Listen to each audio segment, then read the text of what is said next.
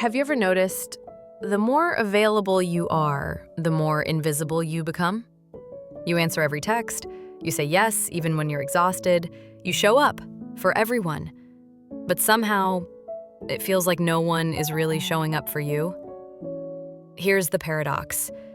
When you stop being available to everyone, you finally become visible to the right ones. This isn't about being cold.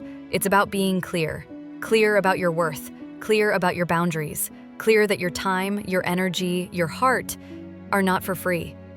In this episode, we'll dive into Viktor Frankl's timeless insights about meaning, dignity, and reclaiming your presence, not by doing more, but by withdrawing with purpose. So if you've ever felt drained, overlooked, or stuck in one-sided relationships, this is your moment to shift. Because when you stop being constantly available, everything starts to change. You weren't born to be a background character in your own life. But somewhere along the way, maybe you were taught that being good means being available, always. That love means sacrifice. That worth means saying yes to everyone but yourself. But Viktor Frankl reminds us, between stimulus and response, there is a space. And in that space lies our power to choose. When you're always saying yes, you're not choosing. You're reacting. You're reacting to guilt, to fear of being abandoned, to the belief that if you're not useful, you're not lovable. And over time, something quietly breaks, not loudly, not dramatically, but slowly.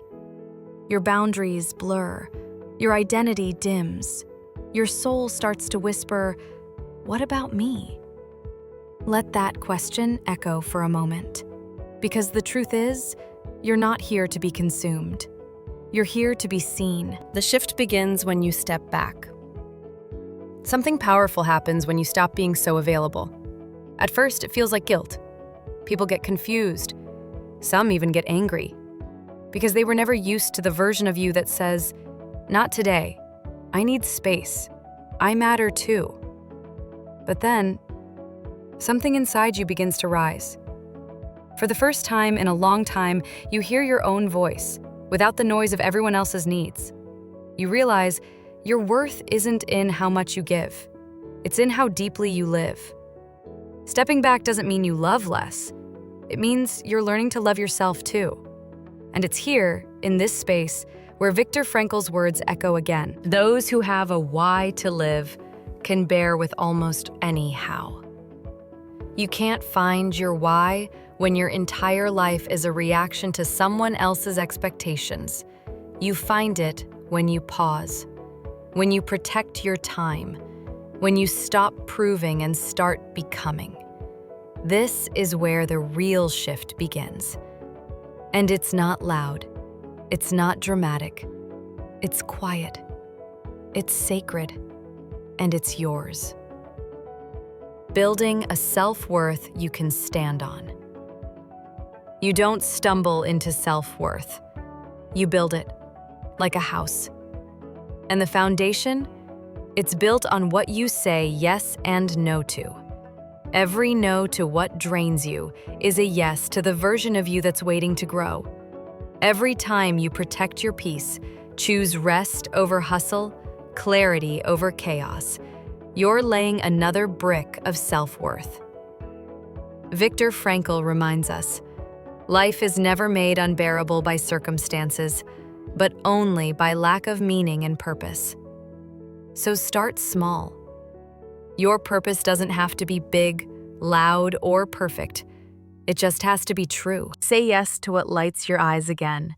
Reconnect with things you once loved, painting, writing, dancing in your kitchen at midnight. Say no to people who only come to take. And if your inner critic whispers, "You're being selfish," answer back, "No, I'm finally being honest." Self-worth isn't a destination, it's a daily choice. Not in the highlight reels, but in the quiet moments you choose yourself, again and again. So if you're watching this, and a part of you is tired of proving, tired of pretending, tired of wondering if you're ever enough, let this be your reminder. You don't have to find your worth out there. You build it in here. With every boundary you set, with every time you speak up, rest without guilt, or simply say, I deserve more. And even if no one else sees it yet, you are allowed to believe in your becoming. Take a breath. This is not the end. This is the quiet beginning of a new kind of relationship, the one you have with yourself. If this message spoke to you, you don't have to do anything big. Just leave a comment with one thing you're reclaiming today. A boundary, a joy, a truth. And if you want more gentle reminders like this, feel free to like the video, subscribe, and maybe even share it with a friend who needs to hear, you're not broken, you're rebuilding. Thanks for being here. I'll see you in the next one, where we'll keep walking each other home.